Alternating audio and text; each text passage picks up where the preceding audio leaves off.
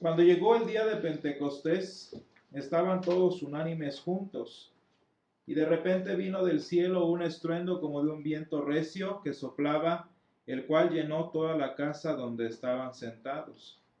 Y se les aparecieron lenguas repartidas como de fuego, asentándose sobre cada uno de ellos, y fueron todos llenos del Espíritu Santo, y comenzaron a hablar en otras lenguas según el Espíritu les daba que hablasen. Moraban entonces en Jerusalén judíos, varones piadosos de todas las naciones debajo del cielo, y hecho este estruendo se juntó la multitud y estaban confusos, porque cada uno les oía hablar en su propia lengua.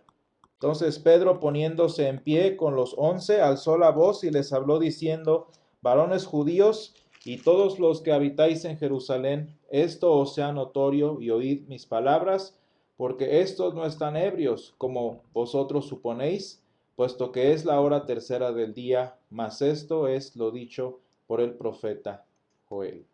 Gracias, Señor, por tu palabra. Señor, nosotros sabemos que tu palabra es verdad. Enséñanos tu palabra, Señor, te lo pedimos. Amén.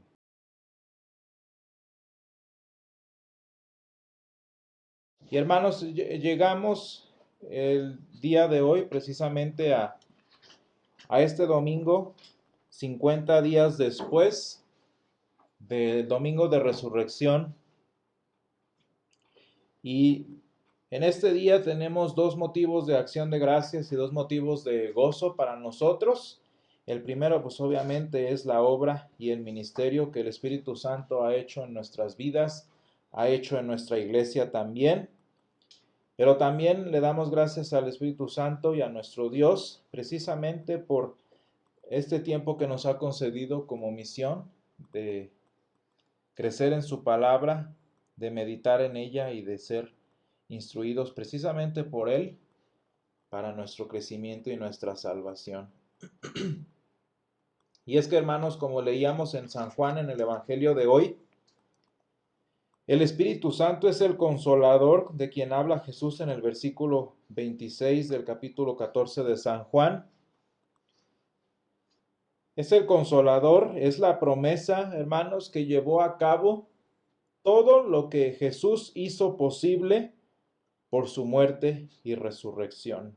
Es decir, aquello que Jesús conquistó, aquello que Jesús consiguió con su muerte y su resurrección,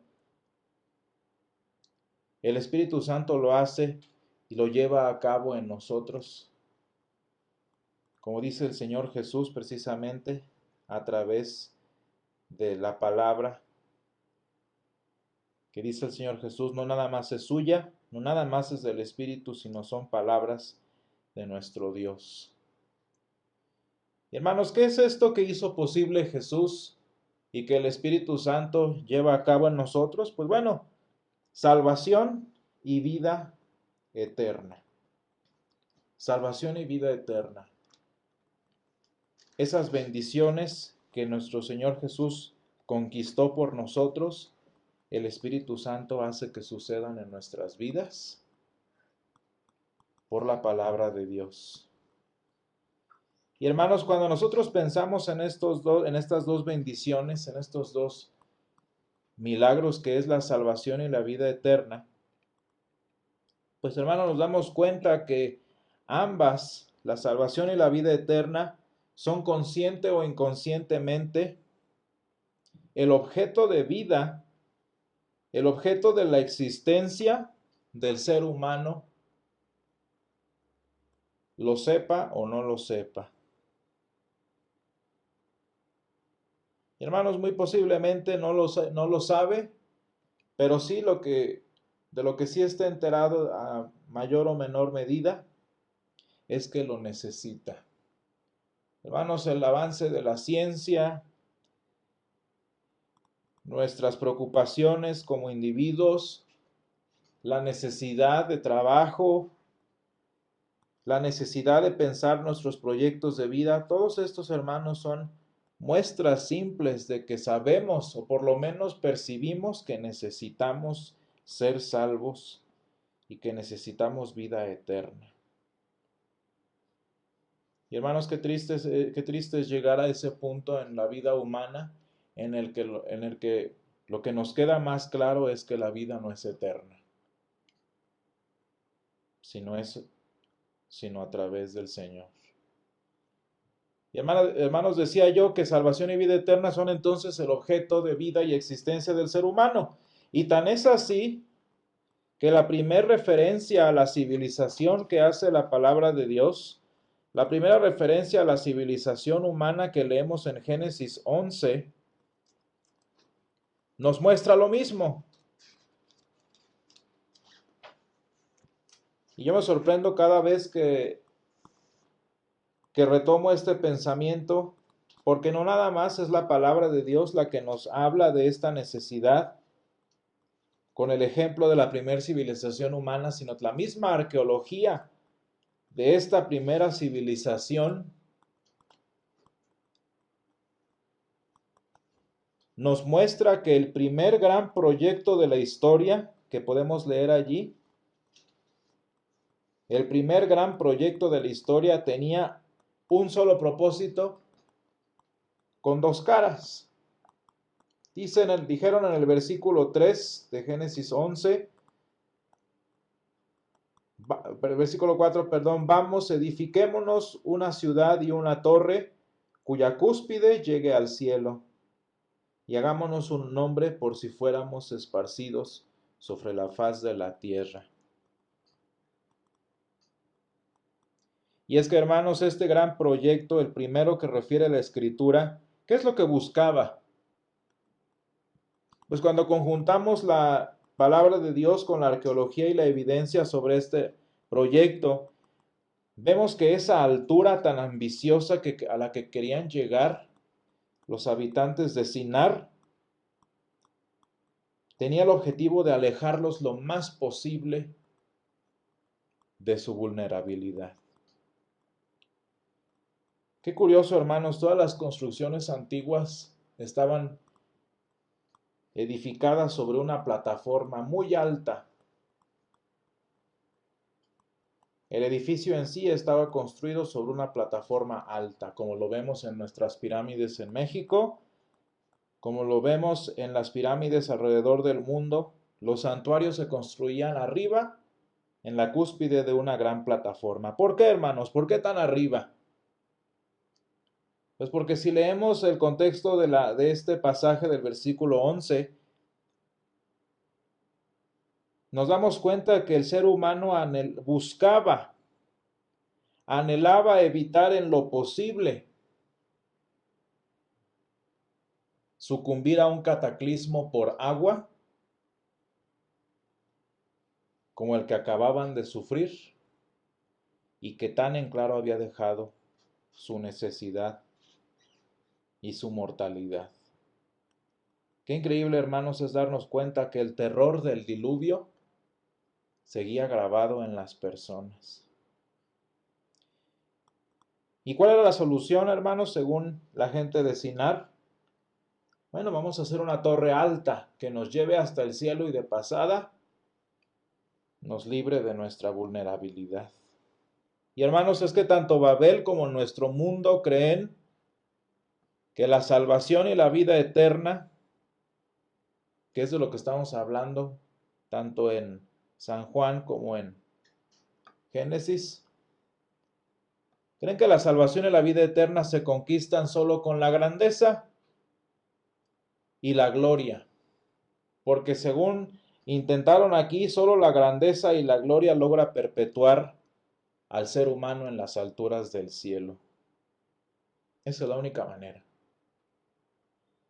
Tristemente, hermanos, como sucedió en Sinar, y vemos allí el final de la historia, versículo 9, como sucedió en Sinar y como en tantos otros intentos de demostración de poder humano, los imperios, el comunismo, la politiquería, las muestras de poder humano no solo no logran la salvación ni la vida eterna, sino que terminan provocando lo que el nombre mismo de Babel significa, que es bullicio y confusión. Ningún intento humano ha llegado a más que resultar en simple confusión. Y es que, hermanos, la arrogancia humana, como vemos aquí, muy claramente y de manera específica en el versículo 7, la arrogancia humana no solo provocó la confusión de lenguas, como dice el versículo 7, sino que también hizo que las palabras de vida que de nuestro Dios habían sido siempre entendibles, pues de repente se volvieran incomprensibles sin importar las veces que se anunciaran.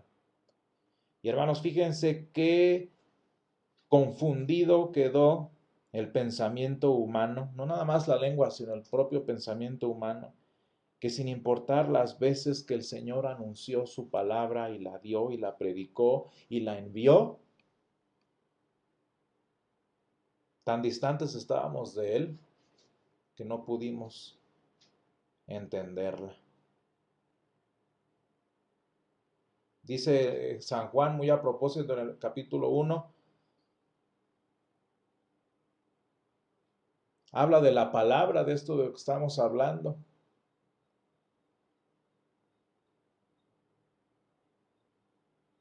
Dice que la palabra vino a este mundo, dice que vino a lo suyo, pero que los suyos no lo recibieron. ¿Por qué, hermanos? Pues porque sí, como si pareciera problema de idiomas, el idioma espiritual que hablaba nuestro Dios era completamente distinto a toda la confusión humana, representada en su más mínimo en la confusión de idiomas. Y hermanos, es por ello que solo hasta que Dios habló por medio del Hijo, después de haber hablado tantas veces y de muchas maneras a los padres por los profetas, que por la muerte de su Hijo no solo se rasgó el velo de nuestra vergüenza, como dicen los evangelios, sino que también aquel de nuestra confusión espiritual, que como celebramos el día de hoy es removible por la obra de aquel que habló por medio de los profetas. Y hermanos, gracias a la victoria de Cristo y al ministerio del Espíritu Santo, nosotros que nacimos en Babel, nosotros que nacimos en confusión de espíritu, un día también quedamos atónitos, como tanta gente aquel primer domingo de Pentecostés. Porque nosotros que hablábamos otras lenguas, de repente, un día oímos hablar en nuestras lenguas, tanto literal como espiritualmente, las maravillas de Dios, como dijeron los testigos en el versículo 12, en el versículo 11 de Hechos 2. Qué increíble, hermanos, incluso en la lengua de nuestra confusión, incluso en el idioma de nuestra lejanía, pudimos entender por el ministerio sobrenatural del Espíritu Santo estas palabras que dice el Señor Jesús son espíritu y son vida. Y hermanos, fue por estas palabras tan hermosas y ahora entendibles a nuestra lengua, que en lugar de buscar por cuenta propia qué vamos a hacer, cómo nos vamos a salvar, hacia dónde escalamos, etc., me hubiera gustado que nuestro versículo del Nuevo Testamento llegara hasta esta pregunta tan importante que hicieron los habitantes de Jerusalén aquel día. Dice en el versículo 37, y al oír esto, se compungieron de corazón y dijeron a Pedro y a los otros apóstoles, varones hermanos, ¿qué haremos? Qué distinto es un corazón que habla el idioma del Espíritu Santo. No vamos a hacer esto, no vamos a subir hasta allá, sino que preguntamos, ¿qué haremos? Y fíjense, hermanos, lo que es más irónico de este pasaje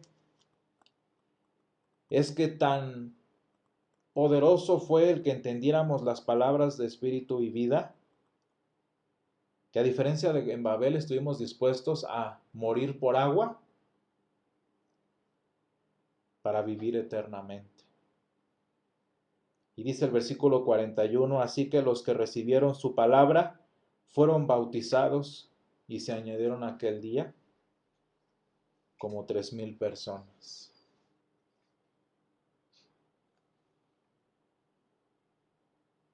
Y así, hermanos, el Espíritu prometido que nos ha manifestado a nosotros y no al mundo, como decía Judas, estas palabras de vida eterna, pues produce en nosotros aquello que el mundo no puede dar, produce en nosotros aquello que Babel no consiguió, aquello que nuestras fuerzas no consiguieron, produce en nosotros la única paz que nos saca del bullicio y de la confusión de nuestra necesidad, en el bullicio y la confusión de nuestra arrogancia, y nos lleva, ahora sí, a la salvación y vida eterna que tanto necesitamos y que ahora como creyentes tanto esperamos. Qué bendición, hermanos, para nosotros el que sí podamos entender lo que dice nuestro Dios, el que entendamos lo que está diciendo y que entendiendo tengamos salvación y vida eterna. Y hermanos, que nuestra oración sea precisamente como prometió el Señor Jesús. Dice, mas el Consolador, el Espíritu Santo, a quien mi Padre enviará en mi nombre, Él os enseñará todas las cosas y os recordará todo lo que yo os he dicho. La paz os dejo, mi paz os doy, no os la doy como el mundo la da. No se turbe vuestro corazón ni tenga miedo. Que el Espíritu Santo, hermanos, que hizo entendibles las palabras de salvación en Pentecostés, continúe enseñándonoslas. Continúe derramando por ellas el descanso ante nuestro mundo, la esperanza de salvación, el consuelo ante nuestros problemas de vida, el aliento ante nuestras flaquezas y nos lleve a la vida eterna que el Señor Jesús conquistó para nosotros por amor de nosotros. Gracias, Señor, te damos en esta mañana por este Consolador que nos has enviado,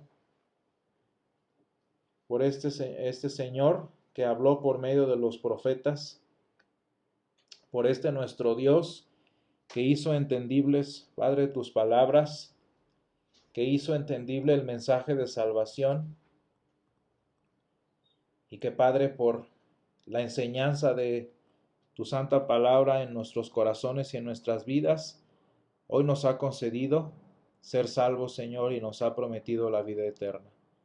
Padre, te pedimos que esta palabra ahora entendible, que este idioma, Señor, de salvación que ahora comprendemos, Padre, nos ayude a salir de las situaciones difíciles en las que estamos, que nos ayude, Señor, a poder superar la confusión que nuestros problemas, que nuestros enojos, que nuestras tristezas causan, Señor, y nos dé esa paz, Padre, que tu Hijo nos prometió, esa paz que tu Hijo nos dejó y en la cual nosotros esperamos. Padre, te rogamos que tu Espíritu Santo continúe actuando en nosotros, que nos continúe enseñando tu palabra y nos continúe, Señor, bendiciendo y haciéndonos crecer para llegar a vida eterna, Señor.